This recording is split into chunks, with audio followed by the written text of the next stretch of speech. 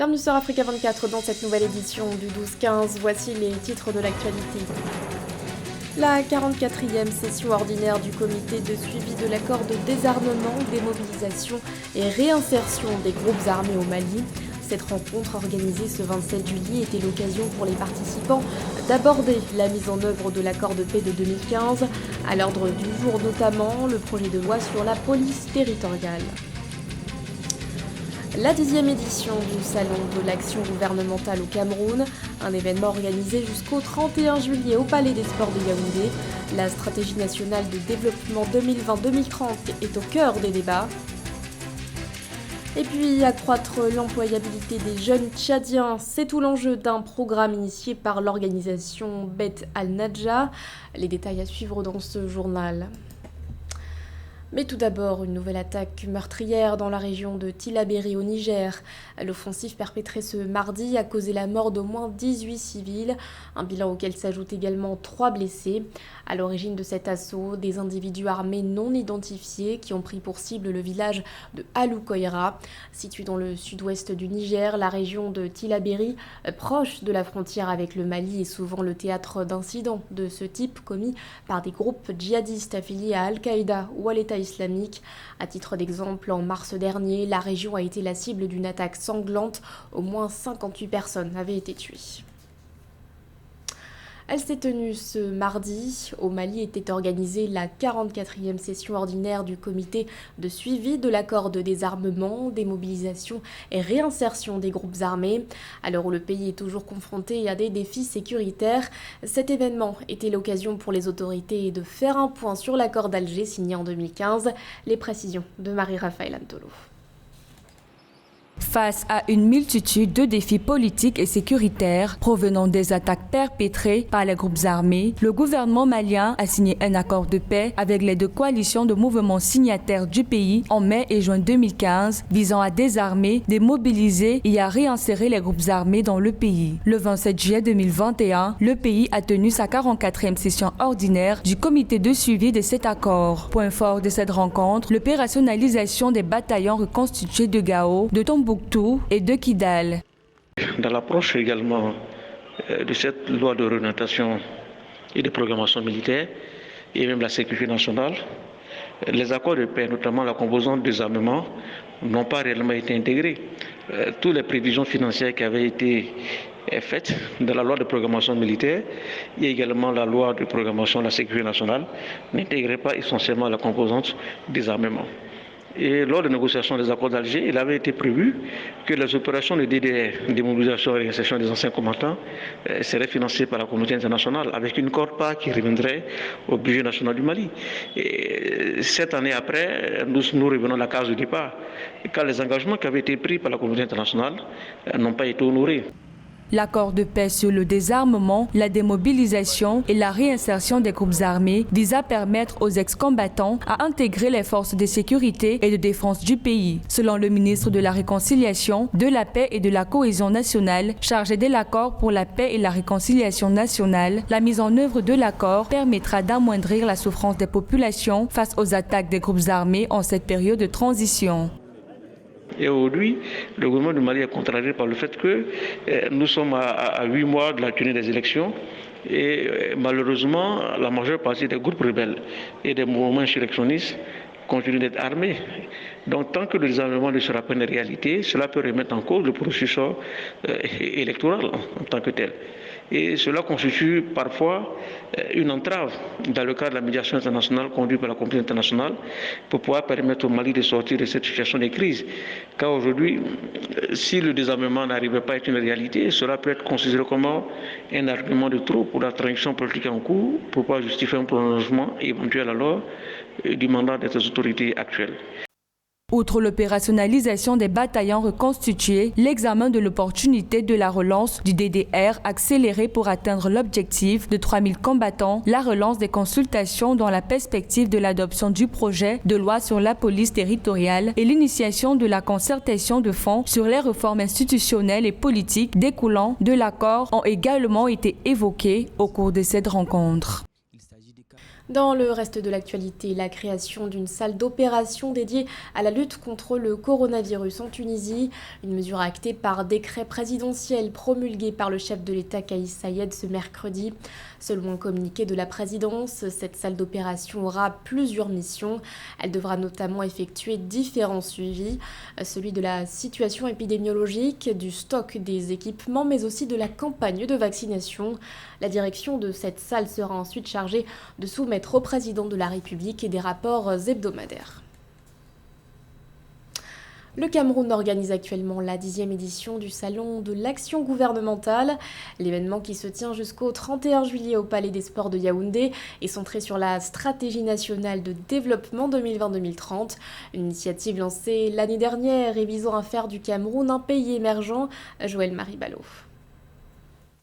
Vulgariser et promouvoir des politiques publiques auprès des populations. Voilà l'objectif que s'est fixé le Salon camerounais de l'action gouvernementale. Cette plateforme, dédiée aux acteurs institutionnels, vise à accompagner le gouvernement dans la communication du nouveau cadre de référence pour les actions de développement du pays au cours des prochaines années.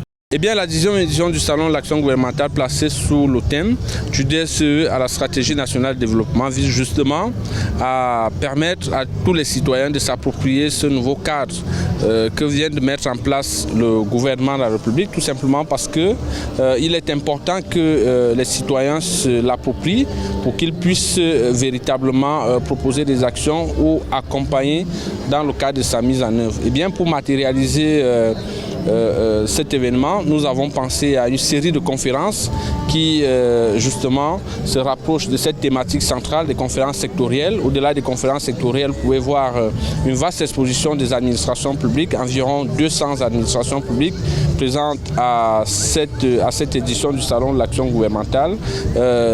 Chacune y va de son style et puis de ses arguments pour informer au mieux tous les citoyens camerounais. Comme à l'accoutumée, le village du Sago est implanté à l'esplanade du Palais des Sports de Yaoundé. Aménagé au profit des 400 exposants, le village servira du 26 au 31 juillet 2021 de point de rencontre entre tous les participants. Une occasion pour les exposants de se faire connaître et par ricochet, faire connaître leur savoir-faire. Au Sago aujourd'hui parce que nous voulons présenter ce que la diaspora peut faire. Nous avons dans ce stand un Camerounais, monsieur Linjek, qui fait du vin avec le plantain. Donc au Cameroun, on peut, la diaspora peut. C'est une expertise qu'il a eue en France. Et nous avons aussi un autre Camerounais, Yves Bitama, qui produit du jus de fruits, foloré, ananas, gingembre et autres. Placé sous le thème du DSE à la stratégie nationale de développement 2020-2030, quelle perspective pour le Cameroun? Cette grande messe du secteur public et privé offre la possibilité aux parties prenantes d'organiser des rencontres d'affaires, de partager les expériences des politiques publiques auprès des populations. C'est aussi l'occasion de découvrir des start-up, PME, PMI qui participent à l'équilibre du pays et la mise en œuvre de la stratégie nationale de développement 2020-2030. La prospérité de l'Afrique au centre de toutes les attentions lors d'une série d'échanges organisés par la Commission économique des Nations Unies pour l'Afrique. Des rencontres qui ont réuni des participants de haut niveau, dont la directrice générale de l'OMC, Ngozi Okonjo-Iweala. Ensemble, ils ont établi des pistes de réflexion pour assurer la relance post-Covid du continent. Nathalie Mauve.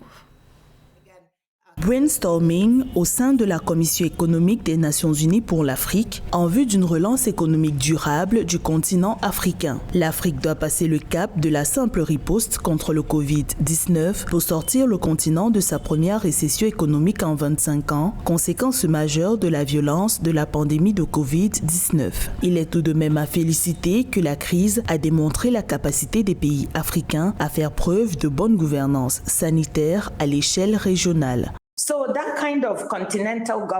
Dans mes rêves, j'espère que cette forme de gouvernance soit dédiée à l'essor de l'Afrique après cette pandémie. Imaginez un instant que nous ayons une approche continentale pour la valorisation de notre économie.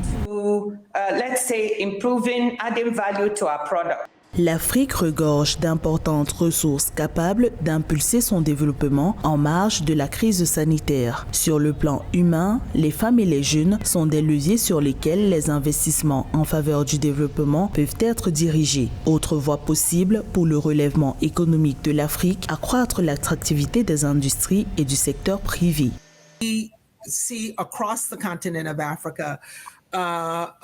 Nous pouvons voir à travers l'Afrique des efforts visant à mettre en avant la richesse du continent et nous savons à quel point ce continent est riche. Les femmes et les jeunes sont particulièrement dynamiques. Ils créent des emplois et des opportunités en vue de continuer d'investir dans leur pays.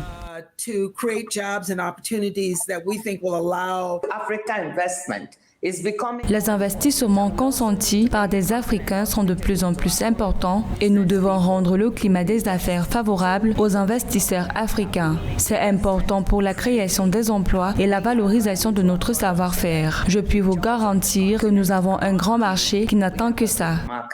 Pour relancer son économie, l'Afrique doit également augmenter la couverture vaccinale contre le Covid-19. Environ 4% de la population est vaccinée pour le moment, avec pour conséquence le maintien de mesures restrictives sévères dans plusieurs pays. Le continent doit relever le défi de l'autosuffisance en vaccins en créant des laboratoires de recherche au niveau local. Il restera toutefois de régler la question de la protection de la propriété intellectuelle des innovations scientifiques envisagées. Au Tchad, des initiatives ont été mises en place pour favoriser l'employabilité des jeunes. C'est le cas notamment de l'organisation Bet Al-Nadja qui a mis sur pied le programme Chèque Service pour accompagner les projets d'entrepreneuriat. Outre le soutien financier, les jeunes bénéficieront également de formations en matière de gestion d'entreprise. Un reportage de notre correspondant, Mahamat Ramadan. Au Tchad, les jeunes entrepreneurs peinent à fournir des garanties pour bénéficier des crédits bancaires et financer la première phase de l'opérationnalisation de leur business plan. Une situation qui ne favorise pas le développement de l'écosystème entrepreneurial. Un vide qui vient d'être comblé par le lancement du programme Chèque Service initié par l'organisation BET Al-Nadja. L'objectif est d'accompagner les jeunes au but de leurs activités et de leur faire bénéficier des formations dans les domaines de la gestion d'entreprise. C'est un dispositif qui vient résorber un peu la part des contributions ou la part des paiements des prestations de services des jeunes entrepreneurs ou des entrepreneurs ou des promoteurs en création d'entreprises qui aujourd'hui font face à des difficultés énormes dans le cadre des paiements des différentes prestations qui les sont très chères, à l'exemple des paiements de la formation, des paiements de la formation de rédaction de business plans, diagnostics, etc. Pour bénéficier de ce programme, les jeunes entrepreneurs doivent avoir des projets porteurs dans les domaines agricoles, pastoraux, énergétiques, les nouvelles technologies ou tout autre service rentable. Le chèque service déploie progressivement des guichets à travers le pays pour booster l'écosystème de l'entrepreneuriat. Une initiative saluée par les jeunes qui voient en ce programme un moyen de lutter contre le chômage. J'ai dû comprendre que c'est un écosystème qui fait agir plusieurs intervenants. Ceux qui seront chargés de la distribution, il y aura un point focal, il y aura des prestataires de services qui vont accompagner les entrepreneurs. Le souhait est que les entrepreneurs puissent se développer et aller de l'avant pour le bien du pays. Pour rappel, depuis plusieurs jours, les jeunes diplômés sans emploi protestent dans les rues pour exiger leur intégration à la fonction publique. Le programme Chèque Service, initié par l'organisation BET Al-Nadja, devient une alternative pour les jeunes de créer leur propre entreprise et de s'auto-employer. Ils ont fait la fierté de l'Afrique lors des JO de Tokyo. Plusieurs athlètes africains ont brillé par leur performance en taekwondo le 26 juillet. L'Ivoirienne Ruth Bagby, notamment, a décroché la médaille de bronze dans la catégorie des moins de 67 kg. Elle est parvenue à s'imposer face à la Brésilienne Milena Titonelli. Marie-Raphaël Antolo. Malgré l'élimination prématurée du taekwondoïste Cheikh Cissé, premier médaillé d'or olympique de l'histoire de la Côte d'Ivoire, les Jeux olympiques se poursuivent à Tokyo avec de belles performances pour les athlètes africains dans ces disciplines. Le lundi 26 juillet 2021, la taekwondoïste Ruth Bagby de la Côte d'Ivoire a dominé la brésilienne Milena Titonelli avec 12 sur 8 poids et réédité ainsi l'exploit de Rio de 2016 où elle avait obtenu la médaille de bronze.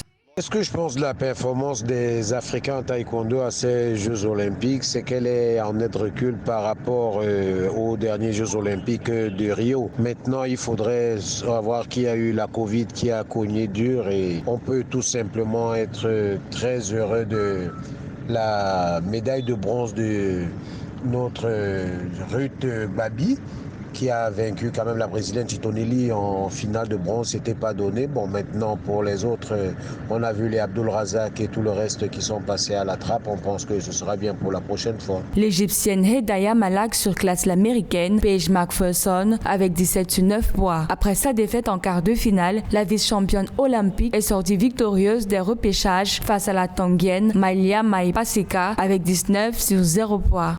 Parlons des chances des autres compétiteurs, nous pensons qu'elles sont intactes et maintenant ils ont vu à peu près comment ça s'est passé avec les autres. Je pense que ce sera au niveau de l'entraînement mais surtout du coaching qu'il faudra faire quelque chose parce qu'il faudra revenir sur le geste parfait, l'acquisition du geste parfait, ce qui n'est pas évident en une journée ou une journée et demie pour ceux qui vont encore passer. Maintenant, ça va être beaucoup plus une question de coaching, c'est-à-dire pouvoir maximiser l'utilisation des aptitudes acquises par les athlètes. Quant à son compatriote Seif Issa de la catégorie des moins de 80 kg, il a glané le bronze face au Norvégien Richard Ordeman avec 12 sur 4 poids. Ce journal a été réalisé par l'ensemble de la rédaction. Merci de votre fidélité. L'actualité continue sur Africa 24.